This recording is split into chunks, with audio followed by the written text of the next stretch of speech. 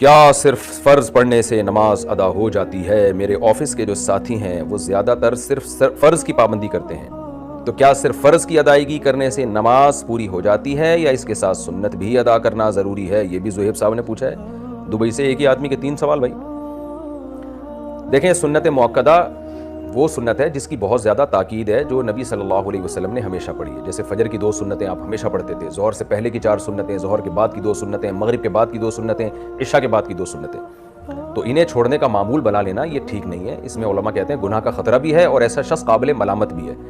تو اپنے دوستوں کو سمجھائیں کہ یہ کام نہ کریں آپ۔ تو اس کی مثال ایسے جیسے فجر کی نماز میں امام صاحب اگر انا اعطیناک الکوثر پڑھ کے رکوع کر لیں اور اسی طرح ہمیشہ کیا کریں تو نماز تو ہو جائے گی فجر کی نماز، کیونکہ سورہ فاتحہ بھی پڑھ لی، تلاوت بھی کر لی، لیکن امام کو کیا کہا جائے گا کہ بھائی نبی صلی اللہ علیہ وسلم فجر میں لمبی قرات کرتے تھے، مغرب میں مختصر قرات کرتے تھے، آپ جتنی قرات مغرب میں کر رہے ہیں اتنی فجر میں کر رہے ہیں، تو امام دلیل میں یہ دے کہ کیا انا اعطیناک الکوثر پڑھنے سے نماز نہیں ہوتی؟ تو بھائی نماز تو ہو جاتی ہے مگر سنت طریقہ نہیں ہے یہ، تو اس لیے خلاف سنت ہے یہ۔ تو جیسے ایسے امام کو ملامت کی جائے گی جو فجر کو بہت مختصر پڑھاتا ہے، قل هو اللہ احد پڑھ کے رکوع کر لیتا ہے، تو ایسے ہی ایسے شخص کو بھی ملامت کی جائے گی جو صرف فرض پہ اکتفا کرتا ہے اور اس کے ساتھ سنت موقدہ نہیں پڑھتا۔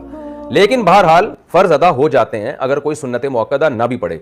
اور فرض اور سنت میں فرق بھی زمین آسمان کا ہے۔ کوئی سنت موقدہ چھوڑ دیتا ہے تو قابل ملامت ہے، لیکن اگر فرض چھوڑ دیتا ہے وہ تو بہت سے فقہا کے نزدیک تو وہ اسلام سے ہی نکل جاتا ہے۔ تو اس لیے some thing is better than nothing, آپ کے دوست ان لوگوں سے بہرحال کروڑہ گنا بہتر ہیں جو فرض ہی نہیں پڑھتے سرے سے، کیونکہ فرض نماز جان بوجھ کر چھوڑ دینا اس سے بڑا اسلام میں کوئی گناہ نہیں ہے۔ تو جو لوگ سنتیں نہیں پڑھتے